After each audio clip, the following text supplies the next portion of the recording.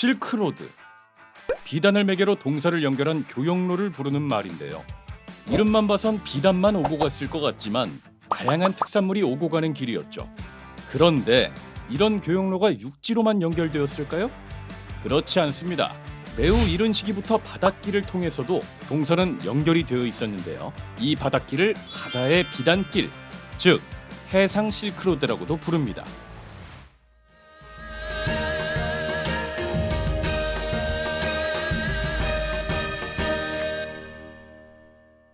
자, 지도를 한번 볼까요?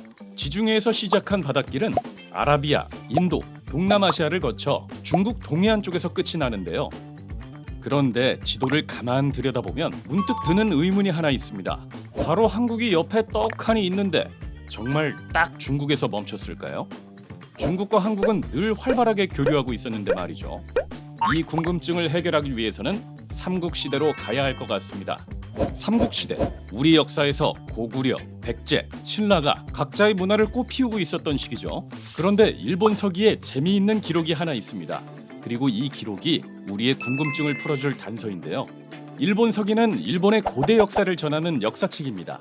그런데 여기에는 우리의 고대 국가인 고구려, 백제, 신라의 역사와도 관계 있는 기록이 아주 많습니다. 일본 서기 권 19의 서기 543년 백제의 성명왕이 부남의 재물과 노예 2명을 보내왔다는 기사가 있습니다. 이를 통해 백제가 일본에게 부남이란 나라에 재물을 보내주었다는 사실을 알 수 있는데요.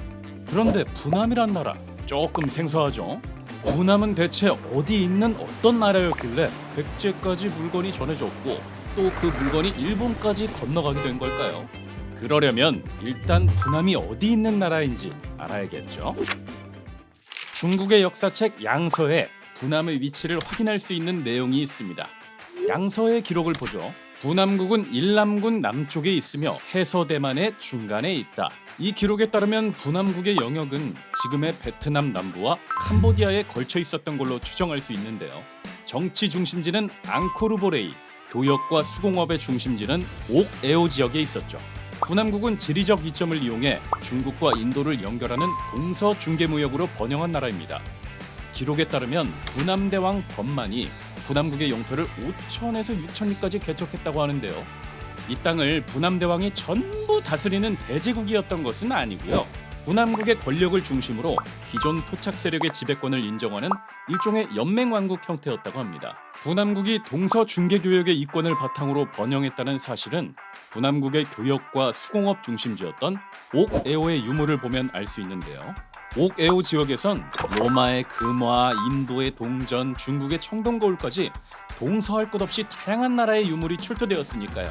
부남국이 중국 정사에 공식적으로 기록되었다는 건 중국 왕조에 부남국의 존재가 알려져 있었다는 걸 의미합니다. 그렇다면 백제에도 부남국의 존재가 알려졌을 것 같은데 이 사실을 뒷받침하는 그림이 있습니다. 바로 양직공도입니다. 양직공도는 중국 양나라를 방문한 사신들의 모습을 그린 그림인데요. 여기에는 고구려, 백제, 신라의 사신들도 그려져 있습니다. 이 그림의 원본은 현재 남아있지 않지만 모사본 3종을 통해서 역사를 들여다볼 수 있습니다. 모사본에 따라 조금은 다르지만 적게는 12개국, 많게는 33개국 사신의 모습이 남아있는데요. 고덕겸 모 양원제 번개깁조도에 부남의 사신이 그려져 있습니다. 양직공도에 백제의 사신과 부남의 사신이 함께 그려져 있다는 사실을 통해 그들이 양나라 조정에서 만났을 것이라는 추정이 가능한데요. 백제와 부남의 사신이 같은 시기에 양나라를 방문한 적도 있었다는 사실은 이러한 추정에 힘을 실어줍니다. 사신들이 양나라 조정에서 만나서 교류하는 일은 당연히 있었을 겁니다. 단순한 사신 사이의 개인적 교류를 넘어 백제와 부남 두 나라의 국가적 교류가 이루어졌을 가능성도 충분히 제기해 볼 수 있지 않을까요? 그렇다면 백제와 부남은 어떤 물건을 교류했을까요? 여기서 흥미로운 유물이 하나 등장합니다.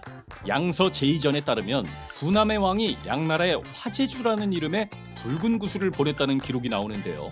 부남의 구슬이 꽤나 유명했나 봅니다. 양직공도에 그려진 부남의 사신도 구슬 장신구를 하고 있죠. 그런데 백제의 무령왕릉에서 출토된 구슬과 부남의 옥에오 유적에서 채집한 구슬을 보면 그 모양이 매우 비슷하다는 걸 한눈에 알 수 있습니다. 그런데 모양만 비슷한 게 아니고요. 옥에오에서 채집한 적갈색 유리구슬 4점의 화학 성분을 조사해 보니 고대 한반도에서 많이 발견되는 유리구슬과 성분이 매우 유사하다고 해요. 이건 백제가 수입한 물품 중에 부남의 유리구슬이 있었다는 증거이자 백제가 외에 보낸 부남의 물품이 유리구슬일 수도 있다는 추론을 가능하게 하죠. 그렇다면 백제가 부남에 준 건 없었을까요? 당시 부남의 영토였던 캄퐁참에서 출토된 불상의 모습에서 약간의 힌트를 얻을 수 있습니다. 이 불상의 모습이 백제의 보살산과 매우 흡사하기 때문에 백제산이 아닐까라고 추정하기도 합니다. 교류의 특성상 가는 것이 있으면 오는 것이 있는 게 당연하겠죠. 앞으로 많은 유물이 확인되어 백제와 부남의 교류가 더 선명하게 밝혀지기를 기대해봅니다. 자, 그러면 이제 지도를 다시 펼쳐봐야 할 것 같아요. 부남이 서역과 동남아시아 그리고 중국을 잇는 중개무역을 했다면 백제는 부남과 일본 사이에서 중개자 역할을 하며 동서바닷길을 동북아로 연결하는 허브 역할을 했다는 걸 알 수 있는데요. 그러면 중국에서 끊겼던 바닷길을 이렇게 한반도의 백제를 거쳐서 일본 열도까지 연결해야 하는 것 아닐까요? 한국의 고대 국가들은 우리가 생각하는 것보다 훨씬 큰 세계를 누비며 살았는데요.